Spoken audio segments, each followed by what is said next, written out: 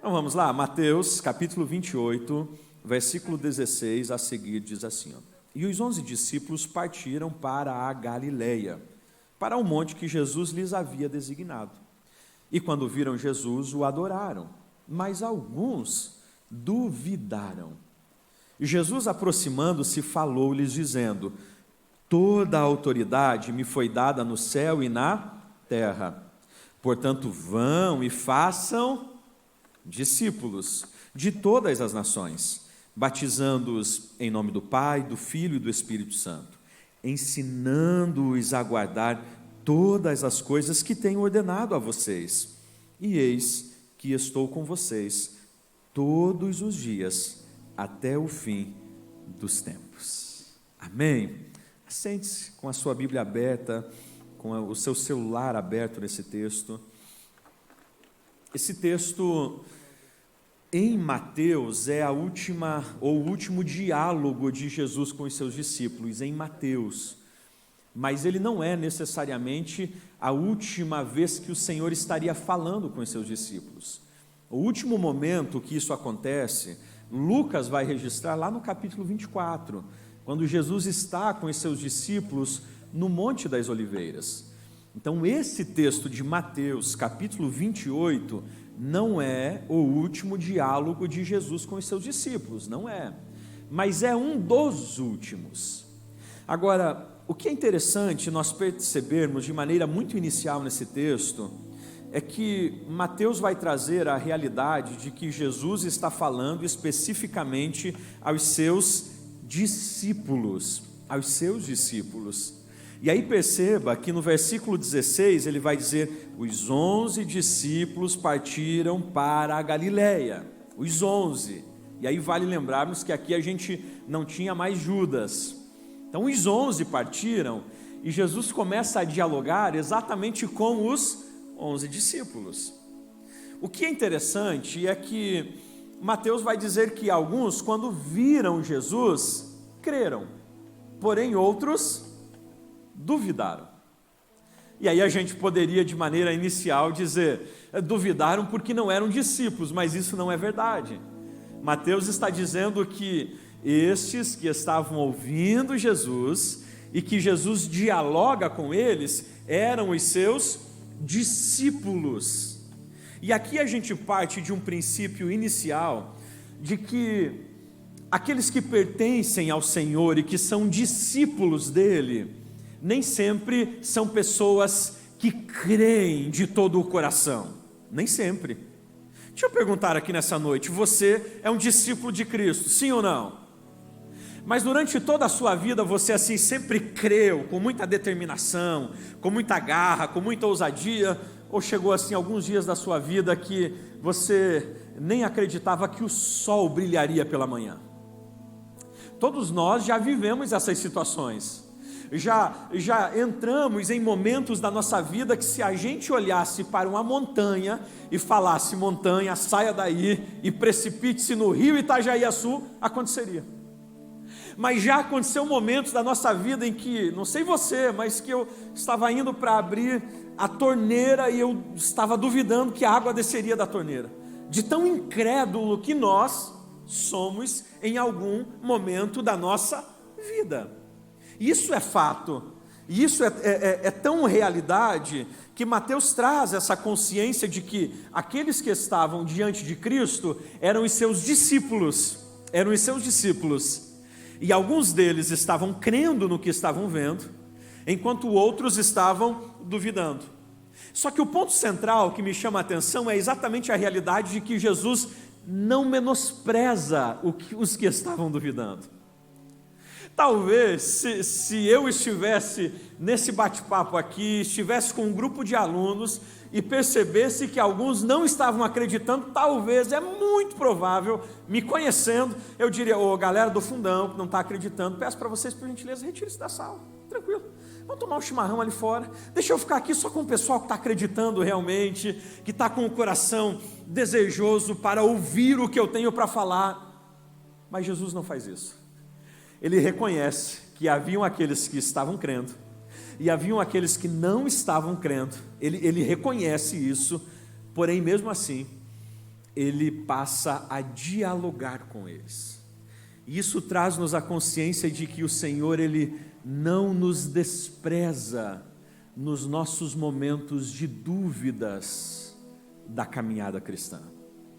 Essa é uma realidade que enche o meu coração de paz, em saber que eu sou acolhido por Deus e ministrado por Ele, não apenas nos contextos em que eu estou crendo, não apenas nos contextos em que eu posso dar ordens e coisas acontecem por meio da fé, não, eu tenho a consciência de que o Senhor me acolhe, até mesmo em contextos em que eu estou titubeando, que a minha fé está cambaleando, está vacilando. O Senhor acolhe os seus discípulos, e após acolhê-los, Jesus começa a dialogar com eles verdades primordiais. Inicialmente, o que Jesus realiza, eu chamaria de atualização de status. É algo que a gente faz de forma muito comum no Instagram, dependendo da idade, aí no Facebook, um pouquinho mais aí antigo ainda lá no Twitter, um pouquinho mais aí no Orkut, que nem existe mais, né? Mas é as atualizações. O cara, ele começa a namorar hoje, a primeira coisa que ele faz no Instagram dele é colocar lá, orando. O arroba da pessoa, ali, faz uma atualização. Ele se inscreveu para um curso de uma faculdade, ele se inscreveu, gente, para fazer vestibular, ele nem fez ainda, ele já vai lá e coloca, estudante da Uniaselv ou da FURB, em curso tal. A gente gosta de realizar essas atualizações, sim ou não? Isso é comum. Você vê alguém dizer, rapaz, nunca mais tinha visto essa pessoa, será que ela está em Blumenau ainda? Já sei, como bons detetives eu vou lá no Instagram, sei o nome dele, coloco, tal local. As atualizações, a gente percebe que de maneira muito direta, Jesus inicia realizando uma atualização de status, quando ele olha para os seus discípulos e diz o seguinte: toda a autoridade me foi dada no céu e na terra. Já por que Jesus está realizando uma atualização de status? Ele está falando com aqueles homens que até então tinham na sua mente a imagem do Cristo crucificado. Do Cristo que havia apanhado muito, desde a sexta-feira, quando ele é preso, ali no jardim do Getsêmani, até o processo, na quinta noite, até o processo da crucificação na sexta. Esses homens, eles estão com essa imagem, Cristo que foi exposto à vergonha, do Cristo que teve uma coroa de espinhos colocado sobre a sua cabeça, do Cristo que foi chacoteado, zombado, cuspido, espancado. Esses homens estão com a imagem do Cristo que foi levantado sobre o Gólgota, com as mãos abertas e pregadas, e os pés pregados em uma cruz.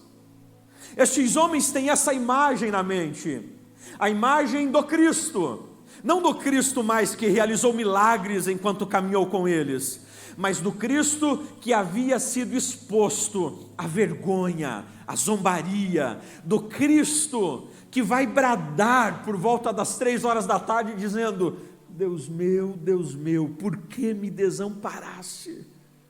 Do Cristo que vai dizer que teve sede, do Cristo que vai dar um último brado dizendo: tetelestai, nas tuas mãos entrego o meu espírito, está consumado, declina a sua cabeça e morre.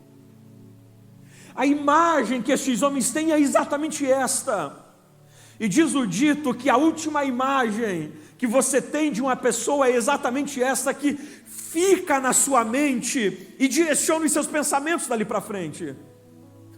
Quantas pessoas que dizem: eu jamais quero ir num velório, eu não vou num fúnebre. Você diz: por que não vai no fúnebre? Porque eu prefiro ter a imagem dessa pessoa enquanto ela era viva. Eu não quero ter a última imagem dele morto, dela morta. Jesus tinha consciência disso, e ele precisava atualizar o seu status na mente dos seus discípulos. Ele precisava lembrá-los de que ele não era mais aquele Cristo exposto ao fracasso, segundo a leitura daquele período, que ele não era mais aquele Cristo que foi exposto ao sofrimento, à zombaria, sangrando. Não, ele está trazendo a mentalidade desses homens à realidade de que ele não apenas havia ressuscitado, ele estava trazendo a mente destes homens à realidade de que ele não apenas agora estava em um corpo glorificado, ele estava trazendo a mentalidade destes homens que ele, além de ter ressuscitado, possuía todo o poder sobre o céu e sobre a terra. E ao atualizar a mentalidade dos seus discípulos sobre isso, ele estava trazendo a eles essa realidade de que a missão que eles cumpririam não seria uma missão realizada na própria força, no próprio braço ou no próprio intelecto, mas seria realizada a partir da autoridade de Cristo. Quando Jesus está dizendo, toda autoridade me é dada no céu e na terra, ele está dizendo a eles, todos os seres, sejam animados ou inanimados, todos os seres sejam terrestres ou celestes, visíveis ou invisíveis, estão debaixo do meu senhorio. Não existe nenhum reino, não existe nenhum principado, não existe nenhuma potestade que esteja acima do meu poder, da minha autoridade. Toda a autoridade foi confiada a mim. Estes homens precisavam ter a consciência de que a missão que eles realizariam debaixo da autoridade de Cristo. Pastor, isso faz diferença? Toda a diferença. Toda a diferença. Quando eu tenho consciência, quando eu tenho a consciência debaixo de que autoridade eu estou e me movo, as minhas relações são diferentes. As minhas relações são diferentes. Às vezes, lá em casa, o menorzinho, que eu acho que está por aí, de 4 anos, quer dar uma desperto.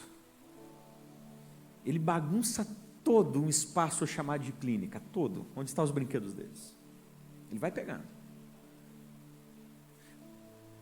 Aí eu estou lá no escritório, a mamãe está na cozinha fazendo alguma coisa, de repente a gente diz, ou para o Arthur ou para a Bianca, vai lá e fala para o Gabriel arrumar os brinquedos. Eles vão e falam, Gabi ou El, arruma os brinquedos. Quantas vezes a gente de longe presenciou isso? 4 aninhos, natureza adâmica ali, ele dá uma olhadinha, ele dá um sorrisinho e continua, como que se nada fosse nada. Aí eles voltam, a Bianca ou o Arthur voltam, o último dia foi com o Arthur, ele voltou, com 6 anos, diz, pai, ele não me ouve. Aí eu falei para ele, vai lá e diz, Gabriel, o papai mandou você arrumar a clínica. Irmão, ele chega, aí ele chega, parece um homem barbado, de 30 anos, ele diz assim, o papai mandou você arrumar a clínica, e sai. Poucos minutos depois eu vou lá, ele está trabalhando na clínica, porque ele sabe que não foi o seu irmão que deu aquela ordem, o seu irmão era apenas um instrumento, mas a ordem veio de alguém que está acima dele. Quando Jesus está olhando para os seus discípulos e dizendo, é-me dado toda a autoridade no céu e na terra, ele está trazendo a nós essa consciência, que o nosso movimento de ação não é um movimento com base em uma autoridade terrena, em uma autoridade política ou institucional. O nosso movimento de ação para o cumprimento da missão de Deus é um movimento que está embasado na autoridade divina. É por isso que eu não preciso temer retaliações de diabo, de capeta, gente, ou de demônio. Eu não preciso ficar com medo, seja o capeta que faz academia ou não, porque eu tenho a consciência que eu me movo debaixo da autoridade de Cristo. Mas pastor, fulano de tal assim, é de um nível de macumbaria. Meu irmão, eu estou preocupado com isso. Eu estou debaixo da autoridade daquele que tem poder sobre todas as coisas. Mas pastor, mas fulano de tal já está em um nível espiritual, mexendo com as forças do mal, que assim, olha, eu vou lhe falar, meu irmão, deixa eu te dizer uma coisa, aquele sob o qual nós servimos, venceu a morte, venceu o inferno, venceu o diabo, e nos deu autoridade para pisar em serpentes e escorpiões. O que eu temerei? O que eu temerei? Eu não preciso temer, porque eu sei que me movo na autoridade de Cristo. Primeira realidade: quando Jesus finaliza essa atualização de status, o que ele vai agora direcionar é exatamente uma releitura da missão, porque agora a frase seguinte, ela provavelmente gera muitas indagações na mente dos discípulos, porque Jesus vai dizer a eles, portanto, ide, e essa não é uma expressão comum aos discípulos e aos judeus, e isso é tão verdade que você vai encontrar pouquíssimos profetas indo a outras nações no Antigo Testamento. O próprio exemplo de Jonas, e a gente vai dizer, Jonas não quis ir a Nínive, porque os ninivitas eram terríveis com relação ao que realizavam aos seus oponentes, é verdade, mas Jonas também não se dispôs a ir a Nínive, porque a relação que os judeus tinham com as demais nações, não era de irem. A missão que os judeus realizavam, ela é conhecida dentro da teologia de missão como missão centrípeta, ou seja, os judeus não se moviam até as demais nações que se moviam até Israel, ou seja, a ideia é que há um núcleo, Israel está no meio, as demais nações estão à sua volta, e elas, se desejarem conhecer Deus, precisam vir até Israel e aprender aos pés de Israel. Deuteronômio 28, um texto que a gente lê e interpreta de maneira equivocada, te colocarei por cabeça e não por cauda, não diz respeito a gente, é um texto que está se referindo à nação de Israel, te colocarei por cabeça, ou seja, vocês serão o povo pensante, e ensinarão os demais que estão à volta de vocês, é essa a realidade. Agora, quando Jesus olha para eles e diz, portanto, ide, o que Jesus realiza é tirá-los da missão centrípeta e levá-los ao que é chamado de missão centrífuga, ou seja, as demais nações não vêm até vocês, vocês agora precisam ir às demais nações, e isso muda a mentalidade de missão dos discípulos. Até então, eles tinham como missão o fato de estarem fixos em um local geográfico, e os demais que estavam à volta virem a eles para aprenderem com eles. E eu não sei se você percebe, mas me parece que ao longo dos anos a gente redefine a missão novamente. Jesus disse, portanto, vão e façam discípulos. Me parece que ao longo dos anos a gente redefine de novo para a missão centrípeta, diz, não, a gente não quer mais ir, venham e a gente ensina sobre Deus. E chega ao passo, e eu já falei sobre essas questões aqui em sala de aula, chega ao passo que a gente começa a usar a igreja como fuga do mundo, e não mais como um lugar de envio ao mundo, ou seja, a gente olha para esse espaço físico e a gente diz, esse espaço eu venho para fugir do mundo, porque pastor, lá no mundo é tão terrível, pastor, lá no mundo é impiedade, é incredulidade, é imoralidade, pastor, lá no mundo, mas aqui, então a gente vem aqui para fugir do mundo. E quando a gente realiza esse movimento, nós realizamos exatamente a missão centrípeta, e entenda, eu não estou falando que este espaço físico não é essencial, não. Eu não estou falando que o reunir-se e congregar entre irmãos não é bíblico, não. O escritor aos Hebreus vai dizer que não deixem de congregar. E nós temos a consciência que esse é o espaço em que nós viemos, e aqui celebramos ao Senhor pelos feitos, aqui celebramos a Deus pela salvação, pela graça, porque Ele nos alcançou, nós celebramos aqui a vida. Só que eu não posso usar esse ambiente como meio de fuga do mundo. Pelo contrário, esse ambiente precisa ser usado como um espaço de envio ao mundo. Ou seja, o Senhor nos tirou do mundo de impiedade e nos trouxe para o reino da luz, para que agora a gente retorne ao reino das trevas e ali revele a luz de Cristo. O Senhor nos resgatou do mundo da maldade e nos trouxe para o seu reino, onde a benignidade e a bondade prevalecem, para que nós retornemos ao mundo da maldade e ali revelemos a bondade no caráter de Cristo, na relação com as pessoas. Dessa forma, santidade não é a ideia de isolar-se do mundo, é a ideia de estar no mundo e revelar o caráter de Cristo. Quantos estão entendendo? A gente usa de maneira muito direta esse espaço para não cumprirmos a missão de Cristo. E isso é tão sério, que a gente vai gastando os nossos dons e os nossos talentos dentro desse espaço.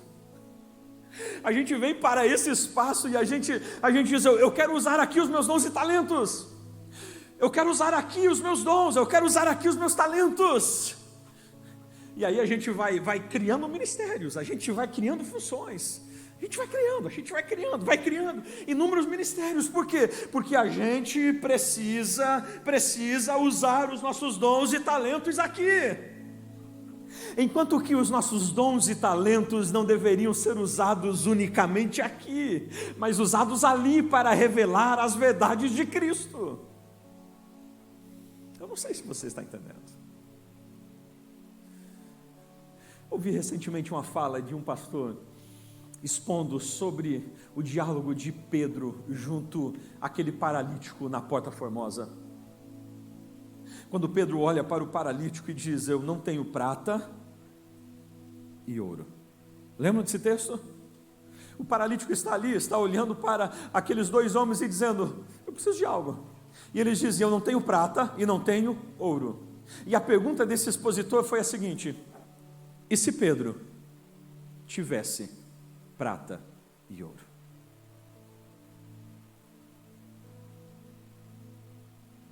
E se ele tivesse?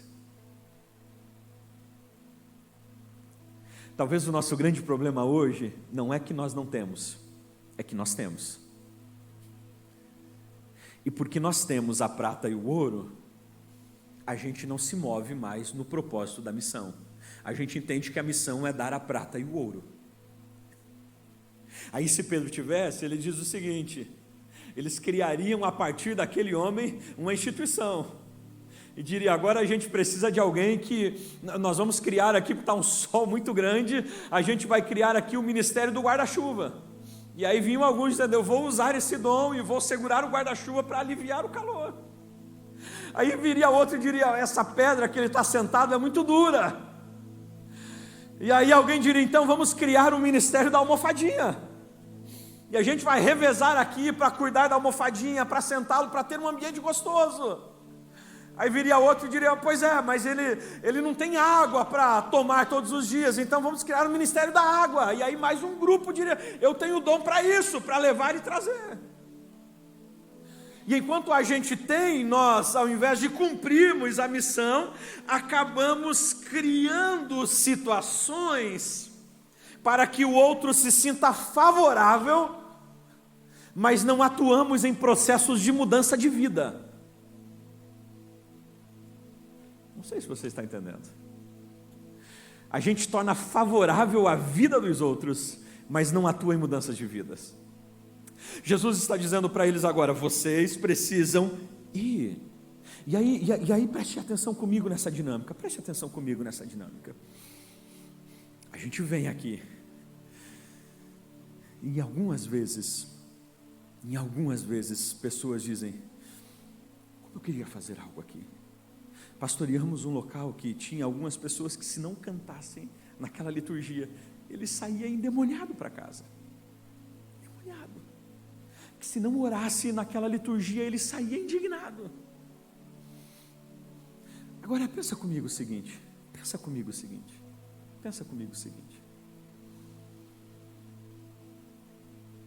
Um jovem estudando na FURB. Sei que a Aline já cursou ali, se não me engano. Tem alguém aqui que estuda na FURB? Quantos alunos mais ou menos tem ali na FURB? Isso é uma dinâmica que o pastor Paulo Borges trabalha, e a gente precisa pensar sobre isso. Quantos alunos mais ou menos tem na FURB? 16 mil pessoas no campo 1. 16 mil pessoas. Mas só tem isso? Mais ou menos quantas pessoas no geral? Você estuda ali? Quantas mil pessoas mais ou menos no geral? Deve fechar umas 43 mil pessoas.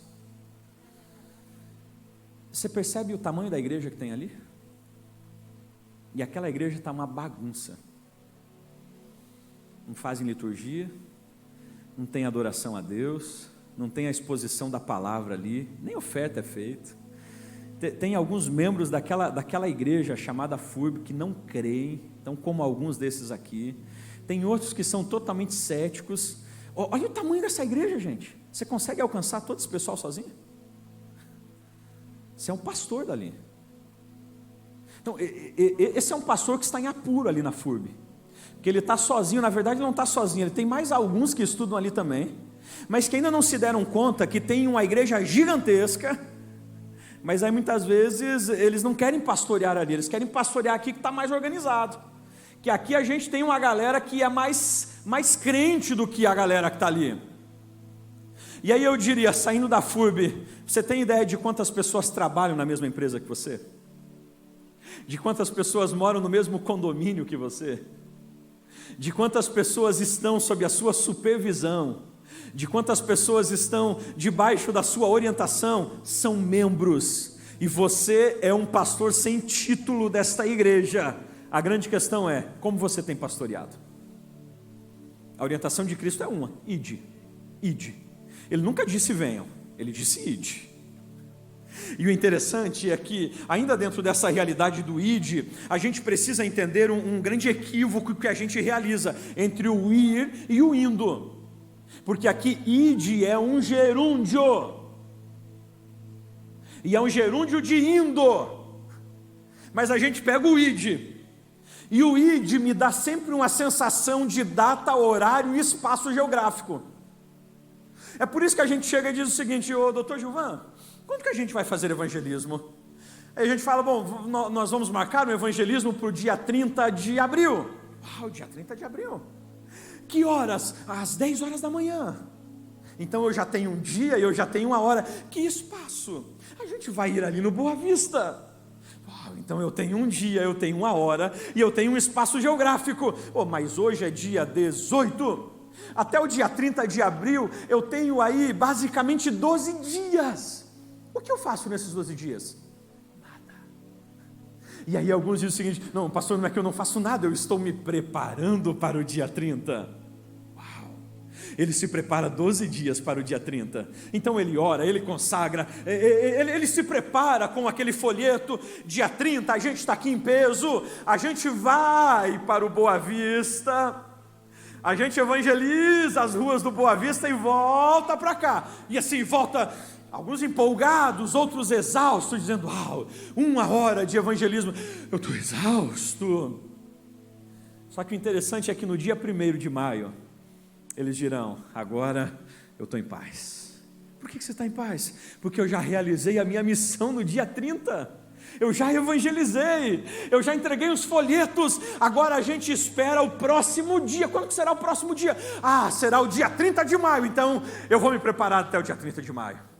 Você está entendendo? Essa é a mentalidade de ter um espaço para ir, e enquanto eu não chego lá, eu não faço. É por isso que, de vez em quando, a gente tromba com pessoas que dizem o seguinte: pastor, eu tenho um chamado para a África incrível. Eu tenho um chamado para a África incrível. Como Deus precisa levantar empresários para me enviar para a África. Eu olho para as pessoas da África e o meu coração dói. Pastor, só de falar isso já lágrimas correm no meu rosto. Como eu amo a África. Mas ele tem vergonha de orar na oração de domingo em volta da mesa com os familiares que não são cristãos. Conta-se a história de 2 homens que trabalhavam em uma mesma empresa há mais de 20 anos juntos, linha de produção, e os dois trabalhavam lado a lado há mais de 20 anos. Em um domingo à noite, após o culto acontecer, a liturgia desenrolar, quando o pastor faz o apelo final, um daqueles homens vai para a frente em prantos, em lágrimas, e ele entrega a sua vida a Cristo. De repente ele sente-se abraçado. Quando ele abre os olhos, para a surpresa dele, aquele parceiro dele de empresa estava ali, abraçava ele, chorando também. Ele olha chorando e diz: uau, você também foi alcançado por esse Cristo? E o parceiro diz a ele: não, eu já sou cristão há 30 anos, mas eu estou feliz com a sua decisão. E ele olha e diz: e a gente está há 20 anos trabalhando na mesma empresa, e você nunca falou sobre esse Cristo para mim. Você entende essa realidade? São pessoas que acreditam que ir é ter um espaço, ter um dia e tem uma hora. Indo é diferente. Eu não preciso ter um espaço geográfico, eu não preciso ter uma hora específica, e eu não preciso ter um dia específico. Indo, eu falo. Indo. Eu entrei de manhã no Uber e eu estou indo a Eteblu. Meu irmão, eu puxo conversa com os caras do Uber. E aí, como é que está o tempo? É a básica de sempre. E aí daí se abre. E aí, meu irmão, como é que está? Está rendendo? Está legal? Então, e aí? Você começa a ouvir as histórias. Algumas vezes a Thaís sabe de chegar, aqui na Velha mesmo, a gente chegava na casa e o Uber ficava ali, aí ela estava lá esperando para abrir o portão e eu estava lá dentro, e o cara falando, eu vindo. Pois é, então, meu irmão, Jesus tem a solução para isso. Enquanto eu estou indo, enquanto eu entro dentro de um busão, está cheio de gente, você diz: cheio, né? Cheio demais, não aguento mais isso. Pois é. E aí de repente abre uma porta, enquanto eu estou indo. Foi exatamente dessa forma que a igreja primitiva se moveu e estabeleceu-se. Olha esse texto, não é preciso abrir, eu leio. Filipe, porém, apareceu em Azoto, e indo para Cesareia, pregava o evangelho em todas as cidades pelas quais passava. Enquanto Filipe caminhava, ele anunciava. Filipe não esperava chegar em um destino, Filipe não esperava chegar em uma localidade, porque ele entendeu que o trajeto era importante. Enquanto ele caminhava, ele anunciava, ele falava, ele liberava palavras. E às vezes, querido, não é preciso você dominar teologia, às vezes não é preciso você dominar conceitos, basta você dizer para essa pessoa: rapaz, eu assim, não sei te explicar muito bem, mas uma coisa aconteceu comigo, de maneira tão intensa, aqui dentro de mim, que mudou a minha vida. Eu não sei nem te dizer muito bem o que é, mas eu não sou mais o mesmo, eu só sei dizer o nome, Jesus Cristo. E enquanto eu vou, eu anuncio. Então vamos lá.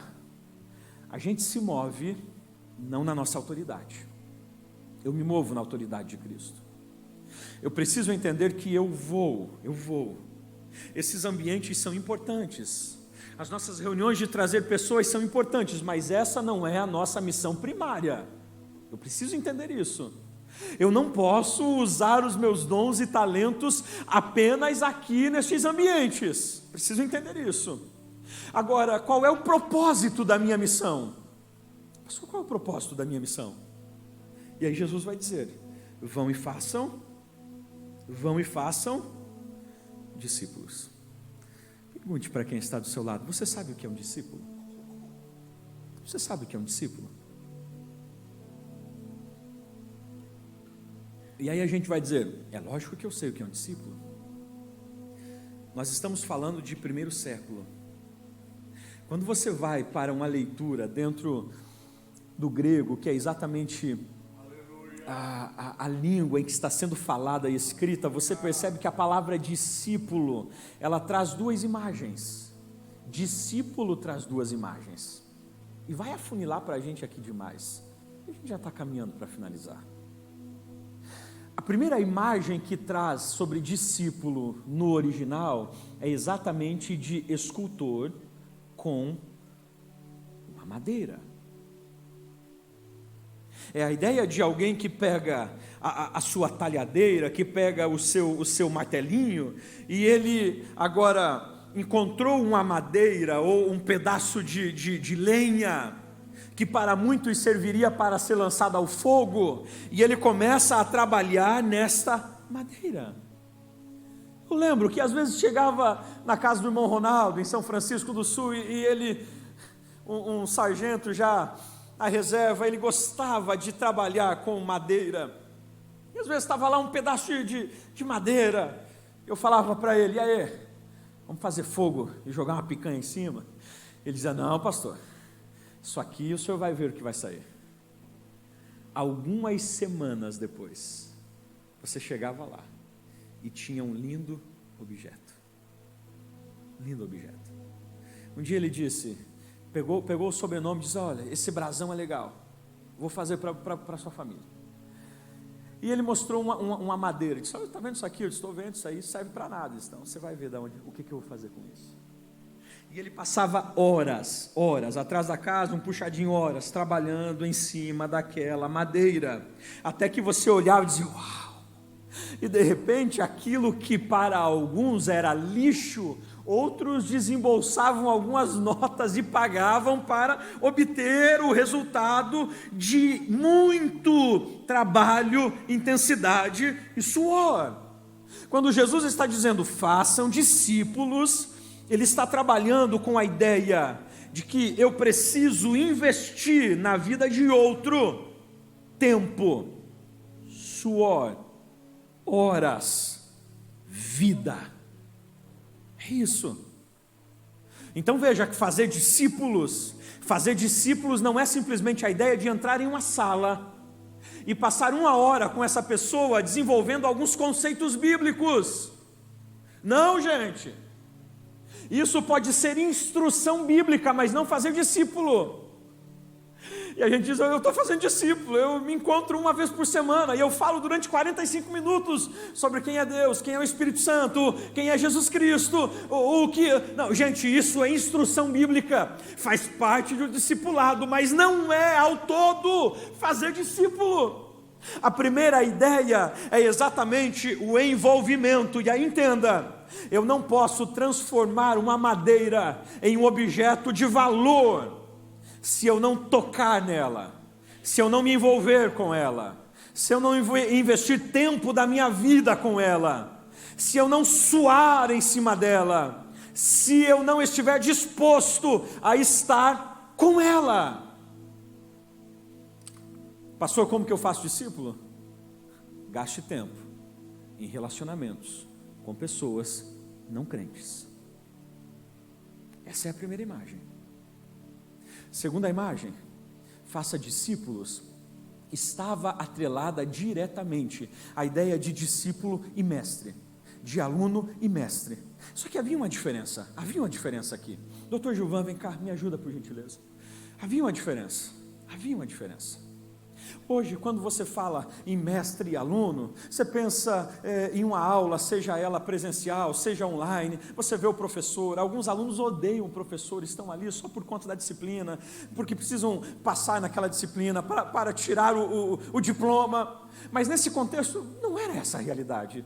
Nesse contexto, ser um aluno de um mestre era a realidade de agora morar com ele. Não apenas isso, eu precisava começar a imitá-lo, pisar onde ele pisava, falar como ele falava, tocar como ele tocava, a tal ponto que o objetivo final era eu me tornar como o meu mestre. Isso é tão claro, e a gente bate tanto em Pedro, mas existe aqui uma característica louvável na vida de Pedro. Quando Pedro está lá na casa, no pátio da casa do sumo sacerdote, e eles começam a dedurá-lo, lembra? Dizer, tu é um dele. E Pedro vai negar pela primeira vez, lembra? Dizer, não, eu não sou não. Aí chega uma outra pessoa e diz, não, tu é um dele, tu é um deles, eu já te vi em umas reuniõezinhas, não sou não. A terceira pessoa que chega diz, Pedro, tu és um deles. Tu és dele, porque a forma como você fala e a maneira como você se porta diz que você esteve com ele. O que isso significa? Pedro caminhou tão próximo a Cristo durante aqueles 3 anos ou 3 anos e meio que foi impossível ele esconder Cristo da sua vida. É essa a ideia que Jesus está trabalhando aqui sobre fazer discípulos. É trazer alguém para perto de você a tal passo que na caminhada essa pessoa começará a imitar a sua vida. Você lembra quando você começava a andar com alguém que falava alguns nomes e de repente seu pai falou assim, cuidado, você está andando com o Joãozinho que só fala tipo. Para cada 2 palavras ele fala tipo, e agora você começou a falar tipo também. Não, pai, tipo assim, eu não estou falando tipo, pai. Está falando, não anda mais com ele porque você vai imitá-lo. Você já ouviu isso? Essa é exatamente essa lei de você estar em interação, ao passo de que quando eu começo a me relacionar com o Dr. Gilvan, parte minha começa a estar no Dr. Gilvan, mas parte dele começa a vir a mim também. Ao passo que nós nos relacionamos tão próximos, caminhamos tão próximos, de que eu aprendo com ele, sou direcionado e discipulado por ele. E essa é uma das realidades centrais que Jesus está trabalhando nesse texto. É a realidade. Então aqui vem, e aqui vai fechar para a gente. Vem cá, pastor Lemos, me ajuda, fica aqui. Olha o que a gente faz, e olha o que a gente deveria fazer. Aqui do meu ladinho. Vamos finalizar a mensagem pregando aos olhos. A gente faz discípulos, dizendo para as pessoas, o nosso modelo hoje, vai à igreja, tem uma palavra de Deus para você lá. Olha só, eu sou tão testemunha de Cristo, que eu não consigo mais falar de Cristo para o outro. Que testemunha é essa? Eu digo assim, tem um pastor lá abençoado, e ele terá uma mensagem para a sua vida, e você é o quê? E aí quando o novo convertido chega, aí eu digo o seguinte para ele, olhe para Cristo, mas ele é um novo convertido, e aí ele fica dizendo para mim assim, onde está Cristo? Lá da igreja onde eu vim, pelo menos tinha algumas imagens assim na parede, mas aqui não tem nada. Onde está Cristo? Eu não, olhe para Cristo, A dinâmica e a dialética de Paulo era diferente. Quando Paulo estava escrevendo para a igreja de Corinto, Coríntios capítulo 11, ele vai olhar para os cristãos e dizer o seguinte, sejam meus imitadores. Se Paulo para aqui, há um problema, porque esses cristãos seriam paulinhos pequenos, e se um Paulo já causou problema, imagina 2, imagina 3, Se isso já é problema para Deus, imagina 2, imagina 3, o mundo está perdido. Mas Paulo dá uma sequência. Paulo diz: sejam meus imitadores, assim como eu sou de Cristo. Então a ideia aqui é a seguinte, se coloque de pé. A ideia aqui é a seguinte: fazer discípulos. É eu trazer alguém que não é cristão, e eu dizer a ele: eu já estou nessa caminhada há um bom tempo, eu já estou correndo há um bom tempo, então agora você vai caminhar comigo, você vai dobrar os seus joelhos e vai orar comigo, você vai ouvir as minhas orações e vai aprender a orar comigo. Você vai ir na minha casa, almoçar e jantar na minha casa, não pela comida, mas porque você vai perceber como que eu me relaciono com a minha esposa e com os meus filhos. Você vai aprender comigo. E ao passo que a gente vai caminhando juntos, você vai vendo Cristo na minha vida. E eu não vou gerando em você o Jason, eu vou gerando Cristo. E quando Cristo for gerado em você, eu saio de cena. E agora você olha para Cristo, e o que você vai fazer? Corre aqui, fugiu o nome, o Eliseu, corre aqui, Eliseu. E aí o que vai fazer? Eu acabei de gerar um discípulo. Aí esse aqui agora é um discípulo que já vê Cristo.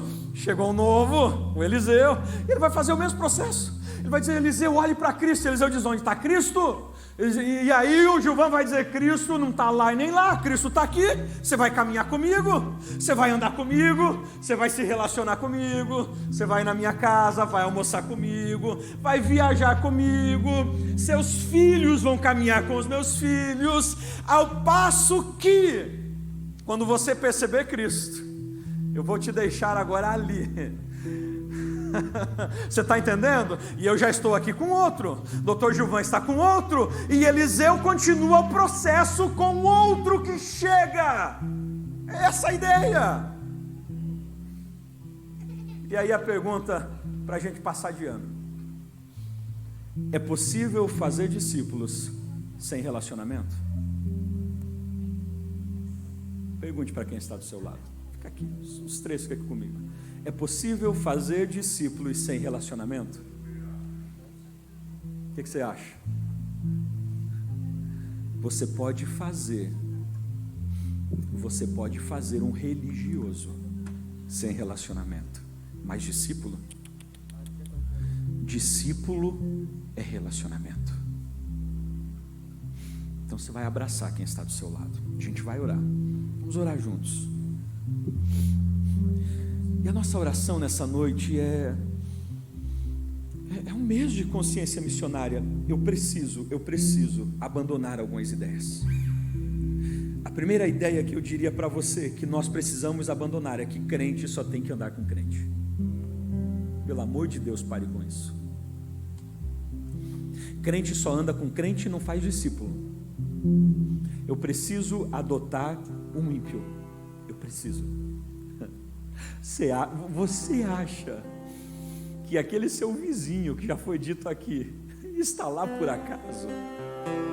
Você acha que aquela pessoa que assim do nada apareceu na sua vida e não é cristã, assim foi do nada mesmo?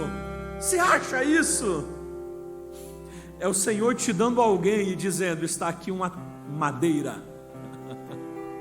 Está aqui alguém que não é discípulo ainda, mas através do seu toque de mãos, através dos seus abraços, através dos almoços, através das jantas, através das viagens, você irá gerar o meu caráter na vida dele, e você fará isso em relacionamento.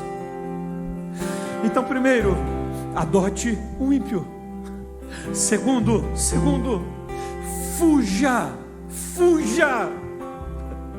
das pregações teóricas e mostre isso na prática. Uma coisa é olhar para alguém e dizer: Jesus te ama, e virar as costas. Outra coisa é mostrar para ele o quanto Jesus o ama através da minha vida. Eu louvo a Deus, está no script, eu nem ia falar isso, mas lembrei, eu louvo a Deus, algumas sextas atrás. Alguns homens estão aqui, inclusive. Acabou o culto. Um pai de família nos procurou. Vocês lembram? Desesperado. Não podia voltar para casa. Esposa, 2 filhos pequenos. Tinham feito a última refeição, o almoço. Ele vendendo doce no semáforo. O cara trancou a casa e disse: não entra mais, o aluguel está atrasado. Vai onde? Eu não sei. Ele disse: eu não sei o que fazer, para onde ir. Ô gente, eu chamei 6 ou 7 pessoas, rapidinho, que estavam aqui. Desembolsaram a grana para ele pagar aluguel. Desembolsaram o dinheiro para ele dormir aquele outro dia no hotel. O outro irmão entrou com as refeições, dizendo: pode ir lá, está tudo pago, não vai pagar um centavo. No outro dia eu encontrei essa pessoa aqui no estacionamento da Iteblu. Eu disse: pastor, eu ainda estou de boca aberta com o que vocês fizeram. Eu disse: então, isso é amor na prática. Escute, deixa um pouco a teoria, vamos para a prática.